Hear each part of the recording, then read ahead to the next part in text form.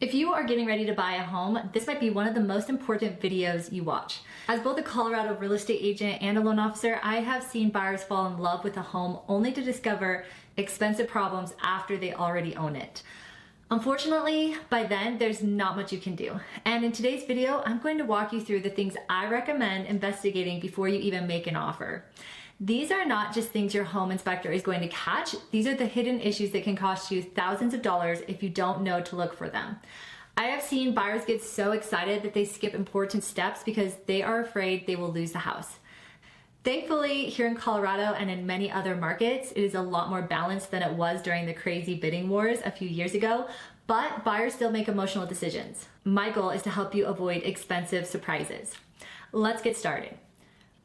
Number one is property restrictions. The first thing I want you to investigate is the property's restrictions. Most people hear HOA and immediately think, can I paint my own front door? Can I park my camper in the driveway? Sure, those things matter, but honestly, those usually are not my biggest concerns.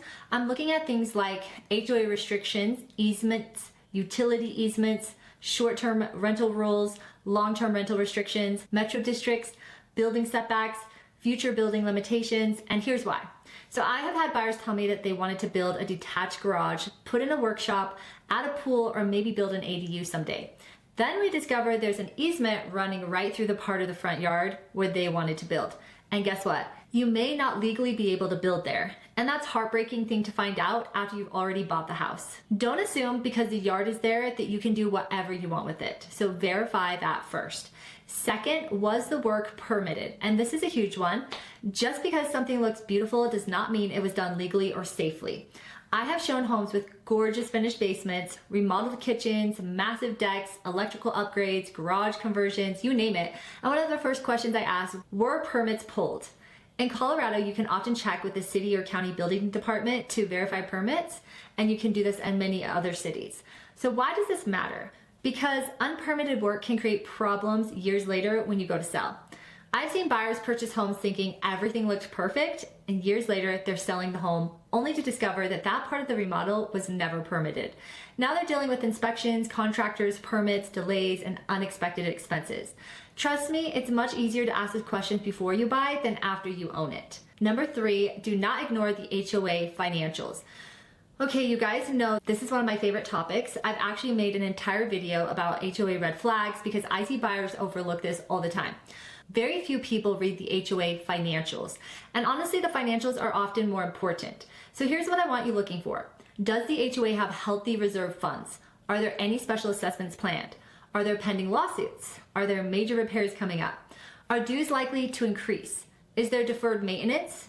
Imagine buying a condo because the HOA due seems affordable, only to receive a $15,000 special assessment 6 months later because the roof's needing replacing. That happens, and I've also seen lenders refuse to finance condos because of the HOA lawsuits or poor financial health. So don't just read the rules, read the numbers. Number four, drive the neighborhood. This is something I always tell my buyers. Do not just tour the house, tour the neighborhood. Drive through morning rush hour, afternoon, evening, weekend, see what life is actually like. What's traffic like? Are there loud dogs? Is there street parking? How busy is the neighborhood? Then look around. Is there vacant land nearby? Could that open field eventually become another subdivision, a shopping center, apartments, a warehouse? None of us can predict the future perfectly, but you can absolutely ask questions before you buy. I've had buyers completely change their minds after visiting a neighborhood during rush hour. Number five, environmental issues. This is another one that people often overlook. Here in Colorado, I encourage buyers to investigate things like flood zones, wildfire risk, radon, expansive soils, hail history, insurance availability, and each location has its own special things that you should be looking for. One thing I don't recommend is relying solely on Zillow or Realtor.com. Those websites can be helpful, but they are not always accurate. I've seen homes flagged incorrectly. Always verify important information through official resources and your insurance company. If you're concerned about flooding, check the FEMA maps. If you're worried about the wildfire risk, research that specifically. A few minutes of research can save you thousands of dollars later. So number six, I want you to look at the age of the big ticket items. This is something I wish more buyers paid attention to. During the home inspection, do not just ask if everything works, ask how old everything is. Things like your roof, furnace, air conditioner, water heater, windows, sewer line. If the roof is 24 years old, it may technically still function, but it needs replacing next year. That's a huge expense you need to plan for. The same goes for furnaces and air conditioners. Knowing what's coming helps you budget. Number 7 is don't skip the final walkthrough. Please do not skip your final walkthrough. I cannot stress this enough. This is your last opportunity to verify that the home is in the condition that you agreed to purchase. Make sure the agreed upon repairs were completed, appliances are still there, nothing has been damaged during the seller's move, the plumbing works, the electrical works, the HVAC works. I've even heard stories where a water heater leaked after the sellers moved out. So imagine skipping your walkthrough, closing, getting your keys, being so excited, walking inside and finding water throughout the basement. At that point, it is your house. And if you discover that before closing, everyone can stop and figure out the solution. After closing, that's usually your responsibility. So do not skip the walkthrough. My final thoughts is buying a home is one of the biggest financial decisions you will ever make. The good news is most expensive surprises are preventable if you know what to look for. And I always tell my buyers that slowing down for just a little extra research before making an offer is almost always worth it.